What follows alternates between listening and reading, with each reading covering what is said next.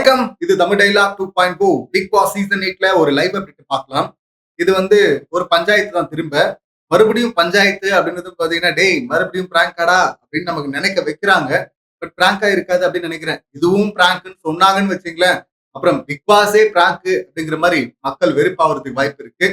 இங்க பஞ்சாயத்து பவித்ரா வெஸ் அன்ஷிதா அப்படின்னு போகுது. அதுக்கப்புறமா ஆனந்தி ஜாயின் பண்ணிக்கிறாங்க. பவித்ராவுடைய சென்ட்ட காணோம். யாரோ திருடிட்டாங்க. 2 நாளா தேடிட்டு இருக்கிறாங்களாம். இதுதான் பஞ்சாயத்து. இவங்க ஆல்ரெடி அன்ஷிதா கிட்ட போய் பேசியிருக்கிறாங்க சென்ட்ட பத்தி. சோ உங்ககிட்ட தான் பேசினேன். அப்ப நீ தான் எடுத்திருக்க வாய்ப்பு இருக்கு அப்படின்னு சொல்லிட்டு அன்ஷிதா கிட்ட போய் திரும்ப திரும்ப கேட்க அன்ஷிதா கடுப்பாயிட்டாங்க. இவங்க பிடி சார் கிட்ட கம்ப்ளைண்ட் பண்ற அப்படின்னு சொல்லிட்டு ஜெஃப்ரி கிட்ட கம்ப்ளைண்ட் பண்ணிட்டு இருக்காங்க. அன்ஷிதா பாத்தீங்கன்னா கடுப்பாயிட்டு ஜெஃப்ரி அப்படியே கையோட கூப்பிட்டு போயிட்டாங்க அவங்க ரூமுக்கு. அங்க போயிட்டு அவங்க சென்ட் பாட்டில் ஒண்ணு எடுத்து, இது பாருங்க, இது ஏன் சென்ட், இது எவ்வளவு விலை அப்படின்னு சொல்லிட்டு உங்களுக்கு அப்புறமா சொல்லித்தரேன் அப்படின்றாங்க. அவங்களுக்கு தமிழ் கொஞ்சம் வராது இல்ல, அதனால பாத்தீங்கன்னா சொல்லித்தரேன் அப்படின்றாங்க. அப்புறம் அந்த பாட்டில வச்சுட்டு இன்னொரு பாட்டில் எடுக்கிறாங்க. இதுவும் ஏன் சென்ட் தான், இது எவ்வளவு விலை அப்படின்னு சொல்லிட்டு உங்களுக்கு அப்புறமா சொல்லித்தரேன் அப்படின்றாங்க. அப்புறம் 3ஆவதா ஒரு பாட்டில் எடுக்கிறாங்க. அதுக்குள்ள ஜெஃப்ரியே சுதாரிச்சுட்டா அப்படி, இது எவ்வளவு விலைன்னு சொல்லிட்டு எனக்கு அப்புறமா சொல்லி தரீங்க ஓகே அப்படின்றதும் பாத்தீங்கன்னா அதை வச்சுட்டு அடுத்து 4ஆவது பாட்டில் எடுக்கிறாங்க. அப்பவும் ஜெஃப்ரி பாத்தீங்கன்னா இது எவ்வளவு விலைன்னு சொல்லிட்டு எனக்கு அப்புறமா சொல்லி தரீங்க சொல்லுங்க அப்படின்றதும், இவ்வளவு இருக்கு எனக்கு சென்ட், அப்புறம் அவளுடைய சென்ட் எனக்கு எதுக்கு அப்படின்னு சொல்ல, எனக்கு எதுக்கு நல்லா இருக்கே டைலாக் அப்படின்லாம் விஜேஎஸ் மாதிரி ஜெஃப்ரி இங்க பேசிட்டு இருந்தாரு. அதெல்லாம் பாக்குறதுக்கு அந்த காமெடி நல்லாதான் இருந்தது. அதுக்கப்புறம் திரும்ப இங்க வராங்க. மறுபடியும் நான் எடுக்கல, உங்ககிட்ட காசு இருந்தா அது உங்க அப்பா கிட்ட காட்டு, என்கிட்ட காட்டாது அப்படின்னு சொல்லிட்டு ரொம்ப பர்சனலா அதை எடுத்துக்கிறாங்க அன்ஷிதா. ஏன்னா திரும்ப திரும்ப கேட்டா கடுப்பா இருக்கும்ல, அந்த கடுப்பாயிடுச்சு அவங்களுக்கு. அதை திரும்ப திரும்ப சொல்லிட்டு இருக்காங்க. உங்ககிட்ட காசு இருந்தா உங்க அப்பா கிட்ட காட்டு, என்கிட்ட காட்டாத அப்படின்லாம் சொல்லிட்டு இருக்காங்க. அதாவது காசு இருக்கு அப்படின்னு சொல்லிட்டு அந்த பெருமையை என்கிட்ட காட்டாதுன்னு சொல்ல வராங்கன்னு நினைக்கிறேன்.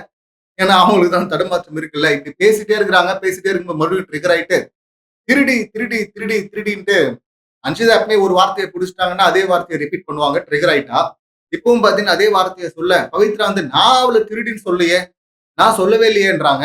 நீ சொல்லம்மா, அவங்கதான் உன்னை திருடின்னு இருக்கிறாங்க அப்படிதான் சொல்லணும். பவித்ரா திருடி திருடின்னு கத்திட்டு இருந்தாங்க. அதுக்கப்புறம் சமாதானப்படுத்தி அன்ஷிதாவை அனுப்பி விட்டாங்க.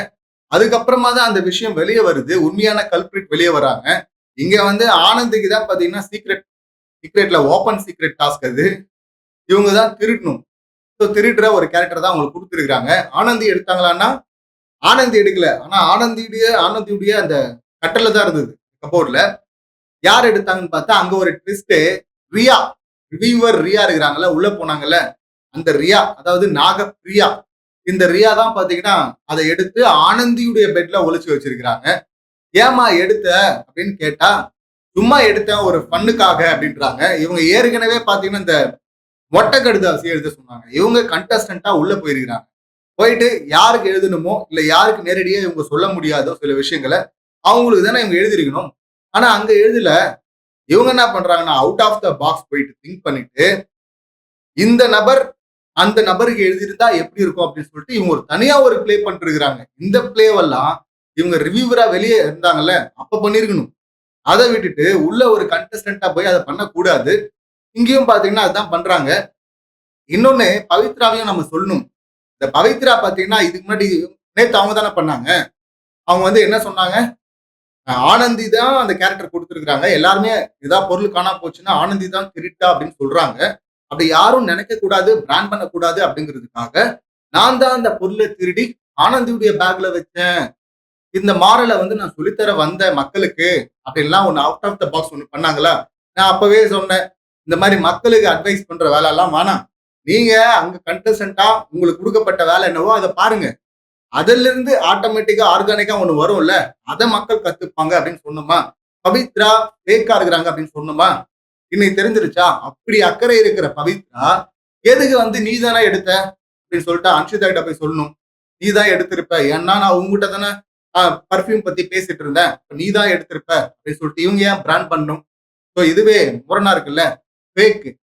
இதான் ஓவரா பிக் பாஸ் கூட சொன்னார்ல, நிறைய பேர் நல்ல வேஷம் எல்லாம் போடுறாங்க, ரொம்ப நடிக்கிறாங்க அப்படின்னு. பவித்ராவும் ஒருத்தங்க அப்படின்னு நம்ம நேத்தே சொன்னோம். பவித்ரா எக்ஸ்போஸ் ஆயிட்டாங்க.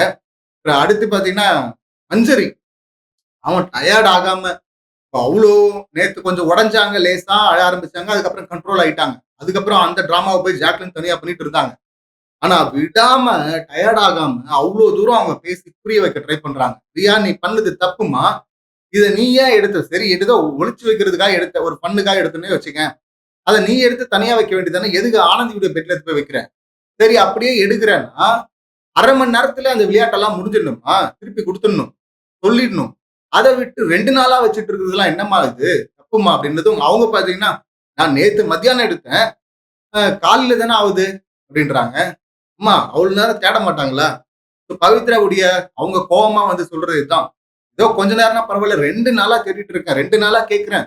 யார்கிட்ட கேட்டாலும் நான் எடுக்கல, நான் எடுக்கலன்றாங்க. அப்ப எனக்கு என்ன தோணும்? எனக்கு கோவம் வரும்ல அப்படின்லாம் சொல்லிட்டு அவங்க சொல்லிட்டு இருக்கிறாங்க. அதுக்கப்புறம் ஜாக்லின் வேற, ஜாக்லின் ரியாவ சமாதானப்படுத்துறேன். ஏதோ அன்னை தெரேசா மாரி ஆயிடுவாங்கல்ல. அப்படின்னு சொல்லிட்டு கூட்டு போய் தனியா உட்கார வச்சுக்கிட்டாங்க. மஞ்சரி அங்க பேசினாங்க. இதுக்கு நடுவுல ஆனந்தி உள்ள வந்து பவித்ராவுக்கும் அவங்களுக்கும் லேசா முட்டுச்சு. இப்படி முட்டும்போது கூட தான் நமக்கு டவுட்டா இருக்கு. இவங்க எல்லாம் இந்த மாதிரிலாம் பேசுற ஆள் கிடையாது. இப்ப பேசுறாங்களே, ஒருவேளை இதுவும் பிராங்கோ அப்படின்ற டவுட்டும் அங்க வருது. அங்க ஆனந்தி வந்து சொல்லிருந்தாங்க. இந்த மாதிரி டோன்ல எல்லாம் பவித்ரா ஒரு மாதிரி சத்தமா டோன் ஒரு மாதிரி இருக்கும்ல. சோ அப்படி பேசினதும் பாத்தீங்கன்னா, இந்த டோன் எல்லாம் என்கிட்ட பேசாதீங்க அப்படின்னு அவங்க சொன்னாங்க. இப்ப வந்து மறுபடியும் இவங்க கமெண்ட்ட வைக்கிறாங்க. நான் எடுக்கவே இல்ல. ரியா தான் எடுத்தான்னு தெரிஞ்சிருச்சு. இப்ப என்கிட்ட வந்து அவங்க சாரி கேட்கணும்ல அப்படின்னு சொன்னா, நான் சாரி எல்லாம் கேட்க முடியாது. நான் ஏன் கேட்கணும்? நான் 2 நாளா கேட்டிருக்கேன்ல அப்படின்றாங்க. உங்க மஞ்சரி வந்து எக்ஸ்பிளைன் பண்றாங்க. ஏம்மா அன்ஷிதா வந்து நீ அவ தான் எடுத்திருப்பான்னு சொல்லிட்டல்ல. இப்ப ரியா தான் எடுத்தான்னு தெரிஞ்சிருச்சுல்ல. சோ இப்ப உனக்கு தெரிஞ்சிருச்சு. நீ தப்பா வந்து அவங்கள நினைச்சுட்ட. நீ போய் சாரி கேட்கலாம்லன்னா, நான் கேட்க முடியாது அப்படின்னு சொல்லிட்டு திரும்ப திரும்ப அவங்க அடம் பிடிச்சிட்டு இருக்காங்க. பாருங்க இப்படிதான் ரூடா பேசுறாங்க அப்படின்னு சொல்லிட்டு ஆனந்தி சொல்ல, என் மேலயும் சந்தேகப்பட்டாங்கல்ல, என்கிட்டயும் சாரி கேட்கணும்ல அப்படின்னு சொல்ல, மஞ்சரியும் அதான் சொன்னாங்க. ஆமாப்பா நீ இவங்க மேலயும் சந்தேகப்பட்டல.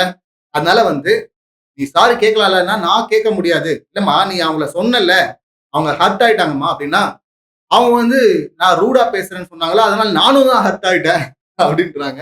மந்திரி வந்து அப்பவும் எக்ஸ்பிளைன் பண்றாங்க. இந்த மாதிரி நான் ஒரு அடி அடிச்சிடுறேன், நீ ஒரு அடி அடிச்சுக்கோ அப்படிங்கிறது இல்ல தீர்வு. சரி நீ சாரி கூட கேட்க வேணாம். கொஞ்ச நேரம் யோசி. யோசிச்சதுக்கு அப்புறம் உனக்கு என்ன தோணுதோ அத போய் அப்புறமா பண்ணு அப்படின்னு சொல்லிட்டு டயர்ட் ஆகாம அவ்ளோ எஃபோர்ட்ட போட்டு பேசி, பேசி, பேசி ஒரு வழியா கன்வின்ஸ் பண்ணி அந்த பஞ்சாயத்த முடிச்சிருக்கிறாங்க. ஆனாலும் பவித்ரா வந்து அடுத்த லெவலுக்கு போறாங்க. எல்லாரும் பேசுனாங்க. நான் பேசினா மட்டும் சத்தமா பேசுறேன், கத்தி பேசுறேன், ரூடா பேசுறேன் அப்படின்லாம் இவங்க சொல்லிட்டு இருக்கிறாங்க அப்படின்னு.